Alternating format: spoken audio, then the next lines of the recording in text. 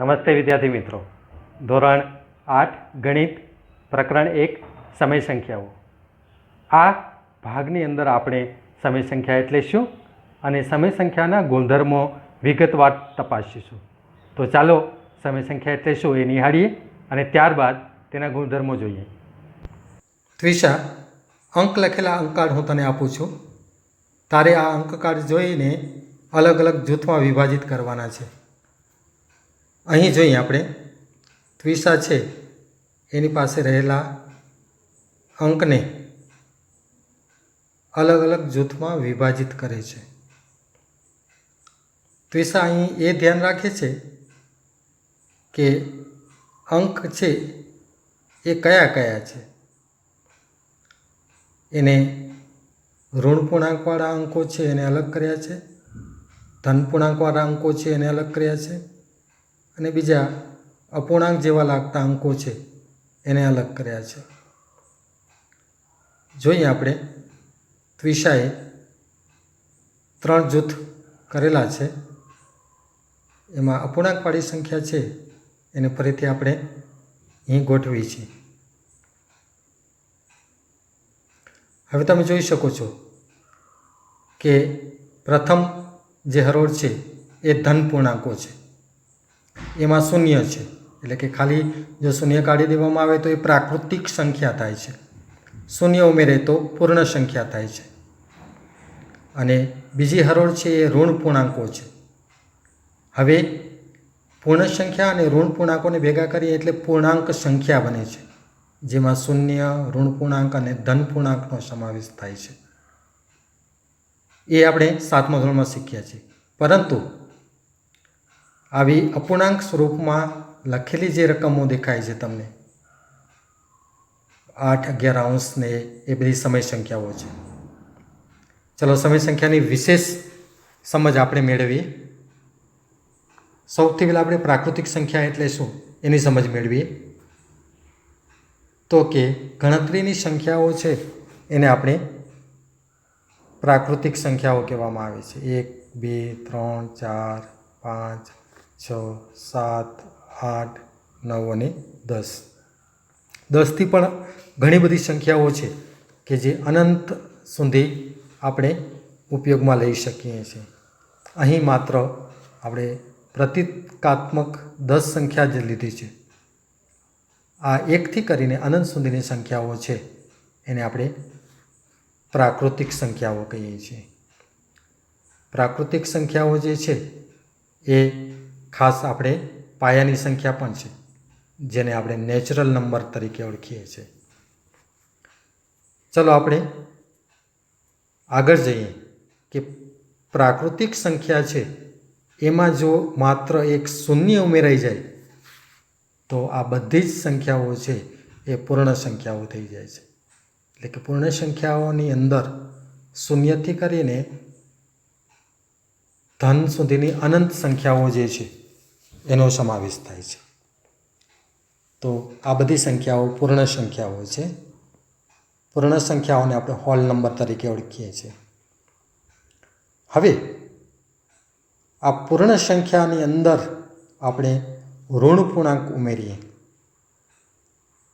એટલે કે ઋણ 1, ઋણ 2, ઋણ 3, ઋણ 4, ઋણ 5 એમ અનંત સુધી ઋણ પૂર્ણાંક સંખ્યા ઉમેરીએ. એટલે કે અહીં જો 3 સંખ્યા અલગ અલગ જોવા મળી: ધન પૂર્ણાંક, ઋણ પૂર્ણાંક અને શૂન્ય. આ બધી જ સંખ્યાઓ જે આ ભેગી થાય છે એ બધી જ સંખ્યાઓના સમૂહ જે છે એ સમૂહને આપણે પૂર્ણાંક સંખ્યા કહીએ છીએ. અહીં પૂર્ણાંક સંખ્યાની અંદર 3 સંખ્યાઓનો સમૂહ જોવા મળે છે. આ પૂર્ણાંક સંખ્યા છે એને આપણે આગળ અભ્યાસમાં ઉપયોગ કરવાનો છે, જેને ઇન્ટીજર્સ નંબર પણ કહી શકીએ છીએ. હવે સમય સંખ્યાની સમજ આપણે વિસ્તૃત લઈ.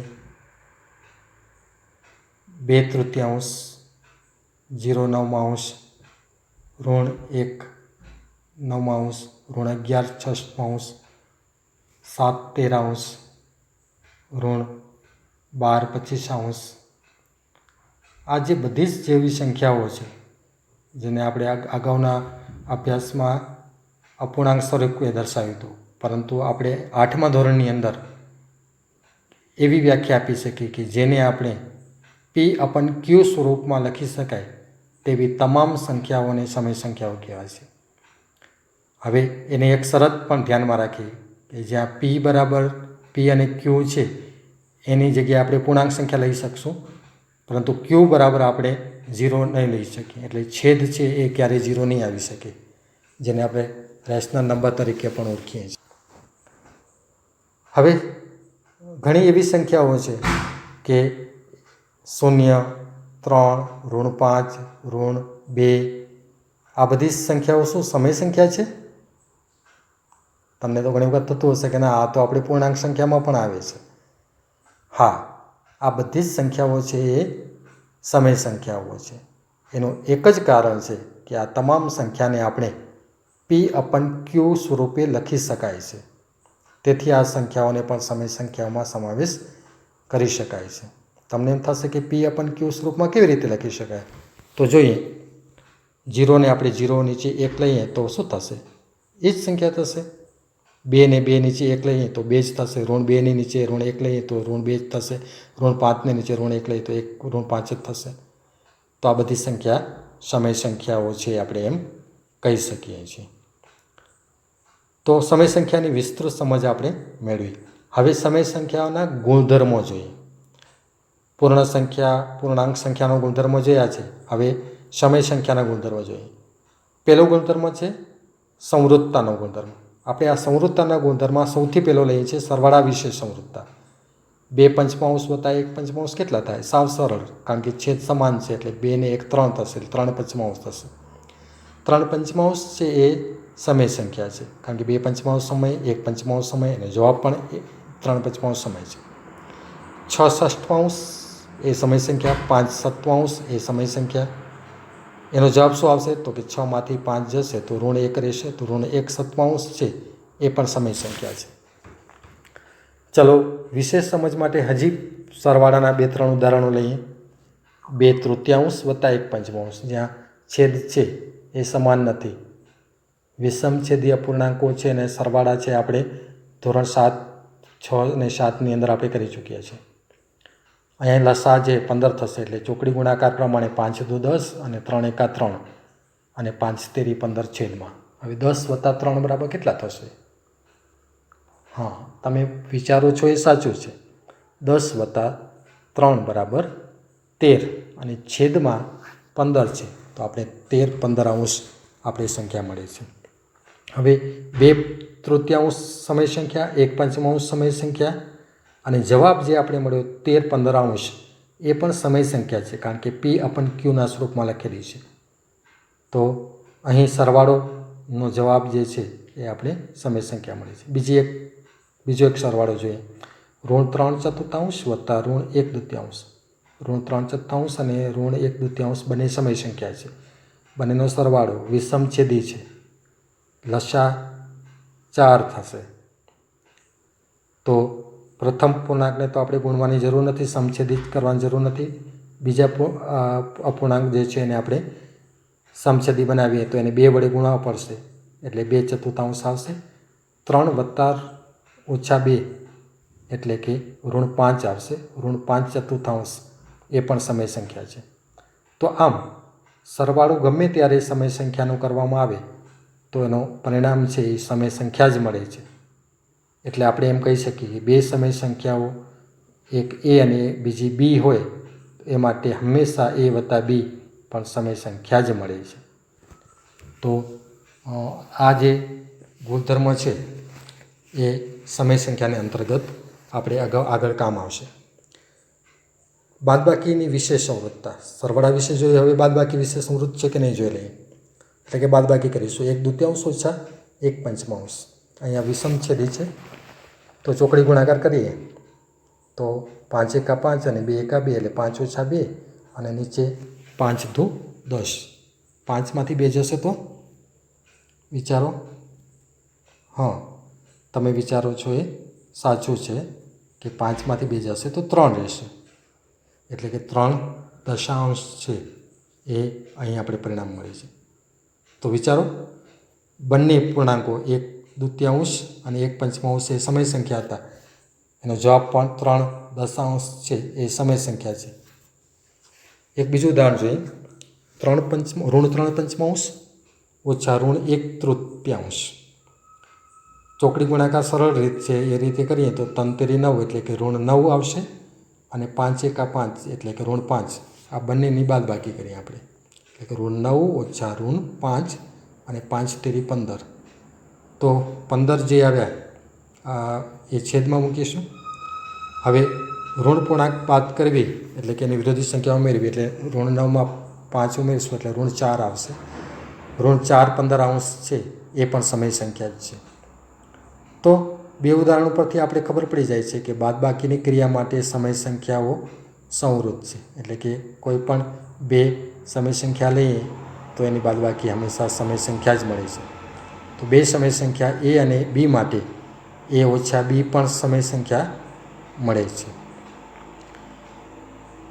હવે આપણે સંવૃત્તાનો ગુણાકાર વિશેની સંવૃત્તા માટેનો આપણે નિયમ જોઈએ. ગુણાકાર કરી જોઈએ આપણે અને પછી આપણે ચકાસીએ. 1/7 ગુણ્યા 3/2. ગુણાકાર સરળ છે. અંશનો ગુણાકાર, છેદનો ગુણાકાર. 3 × 3 7×14. 3/14 છે એ સમય સંખ્યા છે. ફરીથી બીજી એક સંખ્યા ઋણ 3/4 ગુણ્યા બીજી એક સંખ્યા લઈએ જે સમય સંખ્યા તરીકે હોય. તો સમય સંખ્યા તરીકે આપણે અહીંયા હવે લઈશું 1/3. તો બંનેનો ગુણાકાર કરીએ આપણે તો અંશનો 3 × 3 અને છેદનો 4×12. ઋણ 3/12 છે એ પણ સમય સંખ્યા જ છે. એને જો આપણે અંશ અને છેદ ઉડાડીએ તો ઋણ 1/4 આવશે. તો ઋણ 1/4 પણ સમય સંખ્યા છે. તો આપણે કહી શકીએ કે ગુણાકારની ક્રિયા માટે સમય સંખ્યાઓ સંવૃત છે. એટલે કે કોઈ પણ બે સમય સંખ્યાનો ગુણાકાર કરવામાં આવે, એ સમય સંખ્યા એ કે બી હોય તો ગુણાકાર એ ગુણ્યા બી પણ સમય સંખ્યા જ મળે છે એમ કહી શકીએ. હવે સમય સંખ્યા ભાગાકાર વિશે સંવૃત હશે. સરવાળા વિશે છે, બાદબાકી વિશે સંવૃત છે, ગુણાકાર વિશે છે. તો ભાગાકાર વિશે જોઈએ આપણે. ચલો, 1/7 ભાગ્યા એક બીજી સમય સંખ્યા લઈએ 3/2. હવે ભાગાકાર એટલે કે તેની વ્યસ્ત સંખ્યા વડે ગુણો. એટલે 1/7 તો પેલી સંખ્યા એને એ જ રાખીશું આપણે, પરંતુ બીજી સંખ્યાને ઉલટાવી નાખશું, એટલે કે વ્યસ્ત કરશું અને ભાગાકારની જગ્યાએ ગુણાકારની નિશાની મૂકશું. હવે ગુણાકાર થઈ ગયો. તો ગુણાકાર તો સરળ, હમણાં આપણે શીખ્યો 2 × 2 અને 7×21. તો 1/7 સમય, 3/2 સમય અને પરિણામ જે 2/21 મળ્યું એ પણ સમય સંખ્યા જ મળ્યું. બીજી એક સંખ્યા જોઈએ. ઋણ 1/5 ભાગ્યા 3/8. અહીં ભાગાકારને આપણે વ્યસ્ત સંખ્યા કરી અને ગુણી લઈશું, એટલે કે 3/8 વ્યસ્ત 8/3. હવે બંનેનો ગુણાકાર, અંશનો ગુણાકાર 8 × 8 એટલે ઋણ 8 અને 5×15. અહીં એક ઋણ 1/5 અને 3/8 સમય સંખ્યા, પરિણામ પણ ઋણ 8/15 એ સમય સંખ્યા. પરંતુ એક બાબત ખાસ ધ્યાનમાં રાખવાની છે કે કોઈ પણ સમય સંખ્યા એ માટે જો એ ભાગ્યા 0 કરવામાં આવે ને તો એ વ્યાખ્યાયિત નથી. એટલે કે એ આપણે પરિણામ તરીકે સ્વીકારી શકતા નથી. પરિણામ એ અવ્યાખ્યાયિત છે એમ કહી શકીએ. હવે આ એક મુદ્દાને લઈને આપણે એમ કહી શકીએ કે ભાગાકારની ક્રિયા એ સમય સંખ્યા માટે સંવૃત નથી. જો શૂન્ય વડે ભાગાકાર કાઢી નાખવામાં આવે તો બાકીની બધી જ સંખ્યાઓ છે એ સંવૃત કહી શકાય, પરંતુ શૂન્ય છે એ તો સમય સંખ્યામાં લેવા પડે અને લઈએ તો એનો ભાગાકાર છે એ અવ્યાખ્યાયિત છે. એટલા માટે એ ભાગાકાર સંવૃત નથી. સમય સંખ્યાના ગુણધર્મ તરીકે બીજો ગુણધર્મ લઈએ આપણે, સરવાળા વિશે ક્રમનો ગુણધર્મ. તો અહીં એક રકમ લઈએ 2/3 વત્તા 1/7. હવે અહીંયા વિષમ છેદી છે તો છેદ સરખા કરીએ, એટલે કે ચોકડી ગુણાકાર કરી અને સરવાળો કરીશું. 7×14 અને 3 × 3 એટલે કે 14 + 3 અને 7 તેરી 21 છેદમાં 14 ને 3 કેટલા થશે? 17 થશે અને છેદમાં આપણે કેટલા મૂકીશું? 21 મૂકીશું. એટલે 17/21 છે એ આપણે સંખ્યા મળે છે. તો 2/3 સમય સંખ્યા, 1/7 સમય સંખ્યા અને જવાબ પણ સમય સંખ્યા છે. પણ હવે આપણે જ્યારે બીજી વખત એ જ સમય સંખ્યાનો સરવાળો કરશું ત્યારે આપણે ક્રમને ઉલટાવી નાખીએ છીએ. 1/7 પ્રથમ લખીએ છીએ અને 2/3 પછી લખીએ છીએ. તો શું થાય છે? તો સમછેદી બનાવીએ આપણે. એટલે કે ચોકડી ગુણાકાર 3 × 3 અને 7 × 14 અને 7 તેરી 21 આપણે છેદમાં મૂકીશું. એટલે 14 ને 3 કેટલા થશે? 17 થશે અને છેદમાં 21 આવે છે. તો જુઓ, પ્રથમ વખતે 2/3 વત્તા 1/7 કર્યા તો 17/21 આવતા હતા અને બીજી વખત ક્રમ બદલાવ્યો 1/7 વત્તા 2/3 કર્યા હતા તો પણ જવાબ 17/21 આવતો હતો. એટલે કે જવાબ તો સમાન જ આવે છે. હજી એક ઉદાહરણ જોઈ જઈએ આપણે. -2/5 વત્તા 1/3. હવે અહીં પણ સમછેદી બનાવવા પડશે. એટલે ચોકડી ગુણાકાર ડાયરેક્ટ કરી લઈએ. 3 × 2 = 6 અને 5 × 2 = 10, 5 × 5 અને 5 તેરી 15. -6 વત્તા 5 એટલે કે બાદબાકી -1 15 આવશે. હવે શું કરીશું? તો કે આપણે ક્રમને ઉલટાવી દઈશું. એટલે કે ક્રમને બદલાવી દઈશું. 1/3 પ્રથમ લખીએ છીએ અને -2/5 ત્યારબાદ લખીએ છીએ. ફરીથી ચોકડી ગુણાકાર 5 × 5, 3 × 2 = 6 એટલે -6. હવે 5 વત્તા -6 એટલે બાદબાકી અને 6 માંથી 5 જશે તો 1 અને નિરપેક્ષ મૂલ્ય તરીકે -1 મૂકીશું અને છેદમાં આપણે 15 એટલે કે -1 15 છે એ આપણે જવાબ મળે છે. તો તમે જોઈ શકો છો કે પ્રથમ સરવાળો કરીએ છીએ ત્યારે પણ -1 15 આવે છે. ક્રમ બદલાવીને સરવાળો કરીએ છીએ તો પણ -1 15 આવે છે. તો એમ કહી શકીએ કે સમય સંખ્યાઓ સરવાળાની ક્રિયા માટે ક્રમના ગુણધર્મનું પાલન કરે છે અથવા તો થાય છે. તો કોઈ પણ બે સમય સંખ્યાઓ a અને b માટે a વત્તા b કરીએ કે b વત્તા a કરીએ, બંનેના પરિણામ છે સરખા જ આવશે. એટલે a વત્તા b બરાબર b વત્તા a. હવે ક્રમના બાદબાકી વિશેનો એક ગુણધર્મ જોઈએ. તો બાદબાકી વિશે ક્રમના ગુણધર્મનું પાલન થાય છે કે નથી થતું? ચલો આપણે બાદબાકી કરીને જોઈએ. બે સમય સંખ્યા લઈએ આપણે. એક -1/3 અને બીજું 1/3 લઈએ છીએ. આ બંનેની બાદબાકી કરીએ છીએ. છેદ સમાન છે એટલે તો ડાયરેક્ટ બાદબાકી થઈ જશે. તો -1 ઓછા -1 આવશે અને છેદમાં આપણે 3 જ લખશું. વિચારો શું આવશે? -1 ઓછા -1. હા, તમે વિચારો છો સાચું છે કે બે ઋણ પૂર્ણાંક છે એટલે આપણે સરવાળો કરીશું. એટલે કે -2/3 છે એ આપણે પરિણામ મળશે. હવે આ જ રકમને આપણે ક્રમ ઉલટાવીએ છીએ. એટલે કે 1/3 બીજા ક્રમમાં તો એને પહેલા ક્રમમાં મૂકી અને આપણે એનો ગુણાકાર કરીએ છીએ, આ બાદબાકી કરીએ છીએ. 1/3 ઓછા -1/3. તો અહીં પણ સમાન છેદ છે એટલે આપણે અંશની બાદબાકી કરી શકશું. તો -1 આ 1 ઓછા -1 અને છેદમાં આપણે 3 મળશે. અહીં -1 બાદ કરવા એટલે એની વિરોધી સંખ્યા ઉમેરવી એટલે 1માં 1 ઉમેરીએ આપણે તો શું જવાબ આવશે? તો 1 ને 1 અહીંયા શું થશે? 2 થશે. 2/3 થશે. ફરીથી -1 અને -1 એટલે કે +1 થઈ જશે અને 1 ને 1 2 થશે. અહીં જો બંનેના પરિણામ સમાન છે? હા, નહીં. અહીં બંનેના પરિણામ છે એ સમાન નથી. પહેલું પરિણામ છે -2/3 છે અને બીજું પરિણામ છે 2/3 છે. અહીં જો પરિણામ સમાન ના આવ્યા હોય તો આપણે શું કહી શકીએ? બાદબાકી વિશે ક્રમના ગુણધર્મનું પાલન થતું નથી. ત્રીજો નિયમ લઈએ આપણે, ગુણાકાર વિશે ક્રમનો ગુણધર્મ. તો 1/7 ગુણ્યા ઋણ 3/2. હવે આપણે અંશ અંશનો ગુણાકાર છેદ છેદનો ગુણાકાર કરીએ છીએ, એટલે કે 1 તેરી 3 એટલે ઋણ 3 અને 7 દુ 14 એટલે 14. હવે આ રકમ છે એને આપણે ક્રમ ઉલટાવી નાખીએ છીએ. ઋણ 3/2 પાછળ હતા તેને આગળના ક્રમમાં લઈએ છીએ, એટલે ઋણ 3/2 ગુણ્યા 1/7. ફરીથી અંશ અંશનો ગુણાકાર છેદ છેદનો ગુણાકાર, એટલે ઉપરનો ગુણાકાર નીચેનો ગુણાકાર. 7 3 × 3 એટલે ઋણ 3 અને 7 દુ 14. અહીં જો બંનેનું પરિણામ છે એ સમાન આવ્યું છે. આ સમાન પરિણામ એ બતાવે છે કે ક્રમમાં ગુણાકાર આપણે કદાચ કરી શકીએ. હજી એક ઉદાહરણને ચકાસીએ અને પછી નિયમ ઉપર આવી. ઋણ 7/3 ગુણ્યા 6/5. અંશનો ગુણાકાર 6 × 7 = 42, ઋણ 42. છેદનો ગુણાકાર 5 તેરી 15 એટલે 15.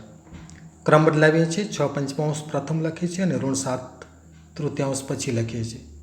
6 × 7 = 42, અંશનો ગુણાકાર એટલે ઋણ 42 અને 5 તેરી 15 એટલે છેદમાં 15. ફરીથી અહીંયા જોઈએ છીએ કે ક્રમ ઉલટાવી અને ક્રમ ઉલટાવ્યા વગર ગુણાકાર કરીએ છીએ તો બંનેનું પરિણામ સમાન આવે છે. એટલે સમાન સમય સંખ્યા જોવા મળતા હોવાથી આપણે કહી શકીએ કે ગુણાકારની ક્રિયા માટે ક્રમના ગુણધર્મનું પાલન થાય છે. તો બે સમય સંખ્યાઓ એ અને બી માટે a ગુણ્યા બી બરાબર b ગુણ્યા a છે એમ આપણે સાબિત કરી શકીએ છીએ. તો ગુણાકાર વિશે ક્રમનો ગુણધર્મનું પાલન થઈ શકે છે. હવે પ્રશ્ન એ છે કે સમય સંખ્યાઓમાં ભાગાકાર વિશે ક્રમના ગુણધર્મનું પાલન થતું હશે?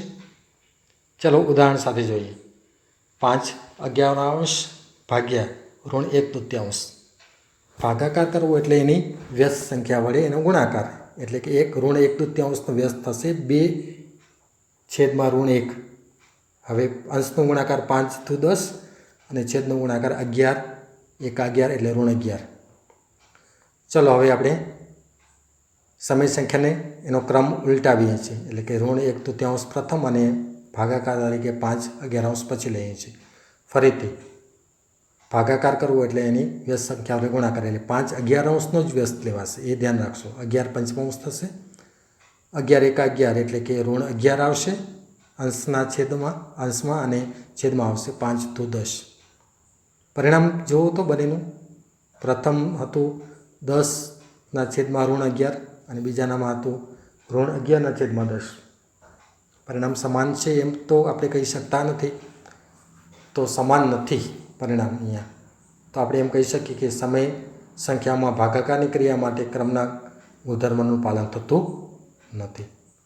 તો આપણે અત્યારે બે જ ગુણધર્મો લીધા, બાકીના ગુણધર્મ છે આવતા અંકમાં આપણે